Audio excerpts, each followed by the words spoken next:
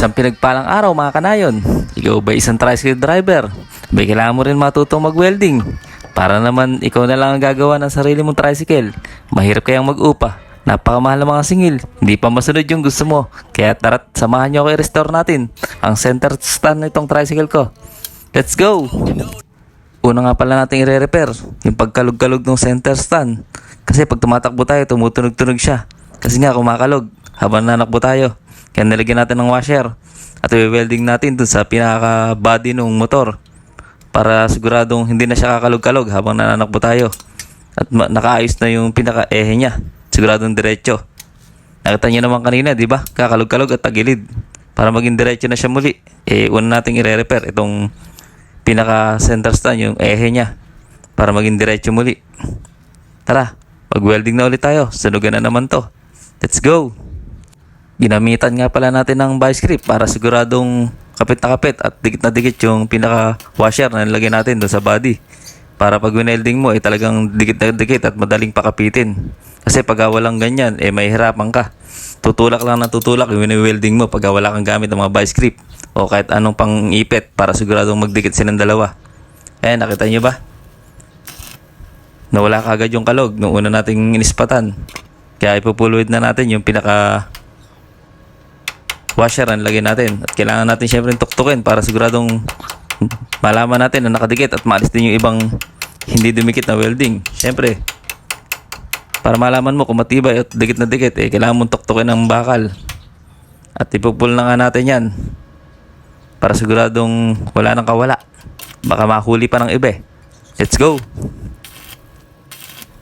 Isang maganda nga pala sa pag-welding mga kanayon, yung makita mong nagbabaga at nag-aapoy yung wine-welding mo. Kasi talaga siguradong lutong-luto yung pagkaka-welding mo.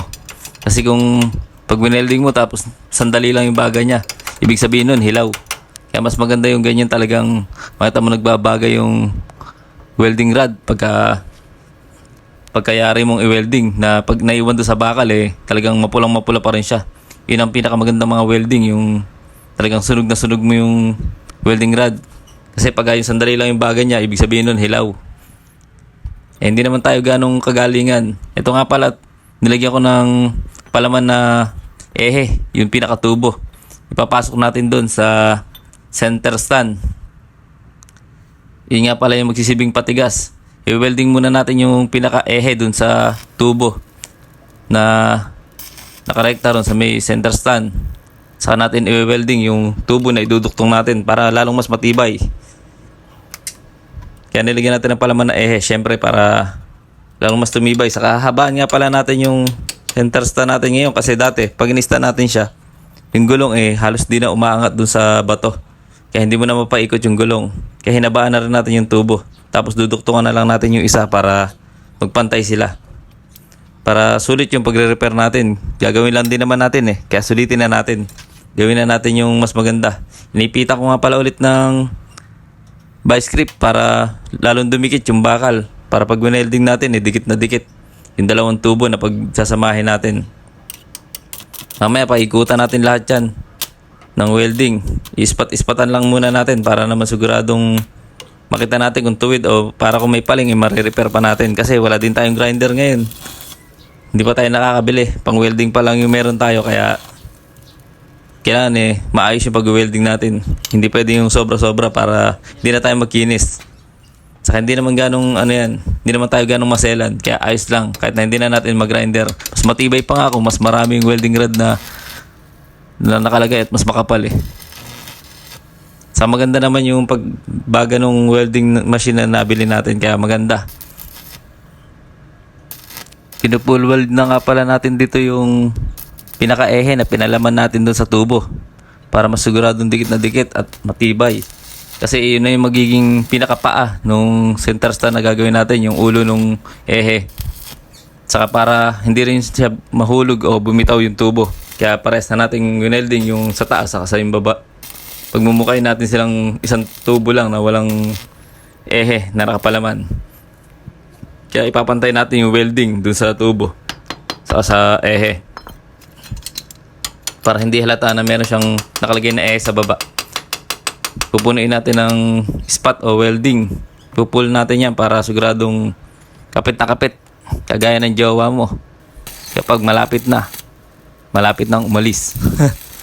Kaya ayan, pati nga pala yung isa duduktungan na natin yung para magpantay silang dalawa kasi mas mahaba yung kinabit ko dun sa kabila na tubo. Kaya itong kabila duduktungan natin para magpantay sila pag inistan mo. Pare sila, hindi nakaangat. Pinalaman nga, meron nga din pala yung nakapalaman na ehe sa loob. Kasi para mas matigas, binutas ko yung pinakatubo niya. Kasi dati may flat bar, binutasan natin para pumasok yung pinaka-ehe. Halos isang dangkal na ehe nga pala nilagay natin dyan para mas matibay at mas maganda yung kapit at mas titigas pa tong center stand na to. Mas tigas na sa jowa mo. Papaikutan na natin. Nakita nyo naman, ganda ng baga nung nabil nating welding machine. Ang tatak nga pala ng welding machine natin Tart. Nakita ko lang yun sa isang welder. Ang presyo sa Shopee 1,700 plus yata. Kasi nakalimutan ko kung mayroon pang gutal Pero nasa 1,700 lang yan yung nabili kong welding machine. Pero napakaganda sumunog at napakagandang magpadikit ng welding.